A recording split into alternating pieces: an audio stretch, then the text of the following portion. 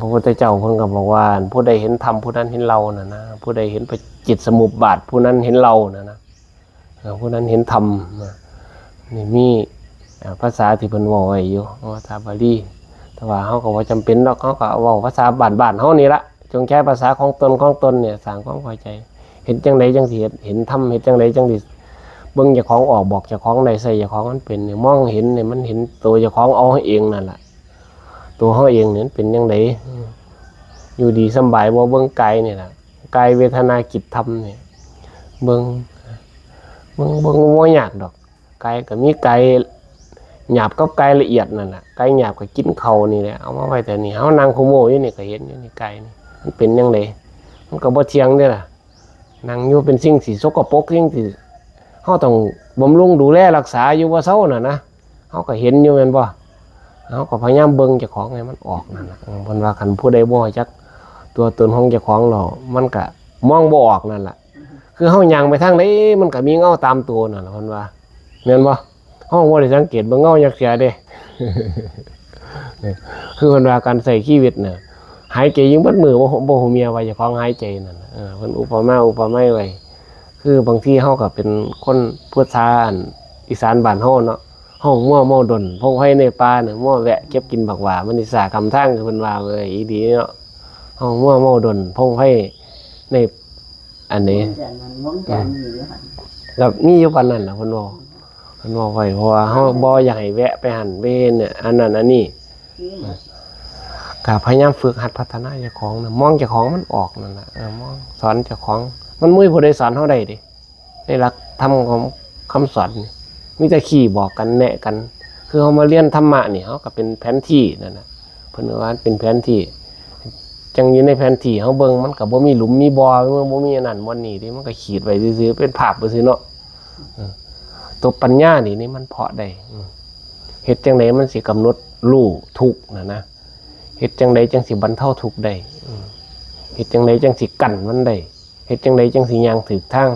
เห็นทางที่เพิ่นบอกไว้เพิ่นก็บอกว่าให้ฝึกปฏิบัติบ่อยๆนี่ล่ะการทานการรักษาศีลการเจริญภาวนาบ่อยๆการภาวนาคือการพัฒนาเจ้าของนั่นน่ะพัฒนาเจ้าของขึ้นจากที่มันเคยไปอยู่ห้องเก่านั่นน่ะอยู่บนเพาะปัญญาบ่ได้มันเพาะปัญญาบ่ได้บ่แม่นแนวคิดเอาเด้หลักพื้นฐานตัวแรกๆนี่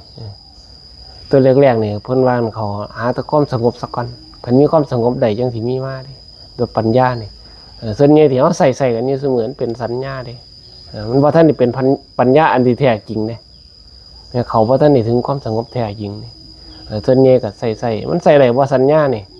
เพิ่นเอิ้นว่าเว้าภาษาแบบลึกอีหลีก็หรือว่าภาษาเทียบพื้นอีหลีนี่เพิ่นเอิ้นว่าสัญชาตญาณนั่นล่ะยายแม่นบ่สัญชาตญาณก็คือการอยู่การกินการหลับการนอนนี่มันบ่สัตว์มันก็ใส่ได้คือกันกับคนบางทีก็ห้วยเฮาขี้ไล่ก็แมวนี่ แมวยังบ่เป็นโรคประสาทคนนี่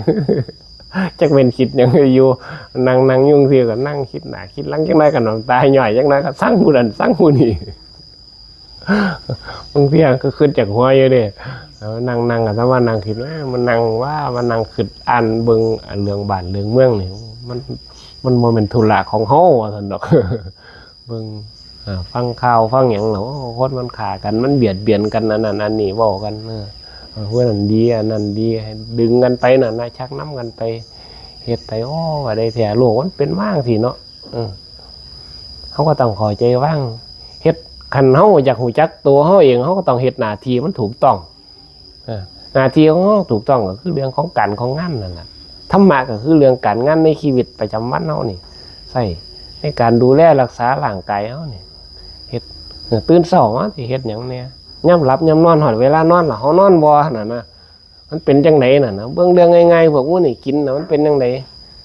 เบิ่งดูแลสุขภาพเฮาอยากอยู่ดนๆอยากให้อายุมั่นคนยืนเฮาก็เฮ็ดมีอยู่เท่านั้นล่ะยาย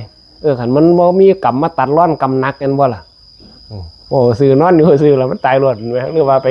พบอุบัติเหตุจังซั่นนะอันนั้นเพิ่นเอิ้นว่ากรรมมาตัดร้อนเพิ่นว่าต้องเปลี่ยนภพชาติไปคันเฮาเบิ่งเจ้าของออกแล้วสอนเจ้าของได้แล้วรู้จักตัวเองแล้วมันก็สิไปง่ายการเข้าสังคมมันก็สิเป็น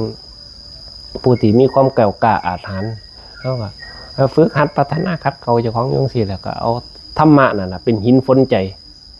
คอยถูฝนมีดฝนหยังนั่นน่ะเฮ็ดไปเฮ็ดมามันโอ้ยมันสิบางอีกนะแม่ตอนนี้บ่ทันได้เห็นผลมันเด้หรือว่าเห็นผลอยู่ห้องมองปัญญามาท่านนี่อาจจะมองบ่ทันได้เห็นน่ะนะ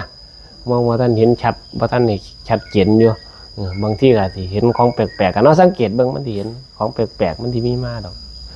เห็นบางทีอาจบ่ทันได้ออกผลปานใดก็เบิ่งผลมันน่ะผลอยู่กับปัจจุบันนี่แค่หายใจออกหายใจเข้าซื่อนี่ก็มันก็มีความสุขแล้วที่เฮามีชีวิตสืบต่อเนื่องมานี่มันก็แต่มาว่ามันซอยอยู่ดิบุญคือความสุขไหม หายใจออกหายใจเข้านี่ก็เฮ็ดสร้างบารมีต่อได้อ้าวก็โมทนาบุญนำเฮ็ดมือละเล็กมือละน้อยไป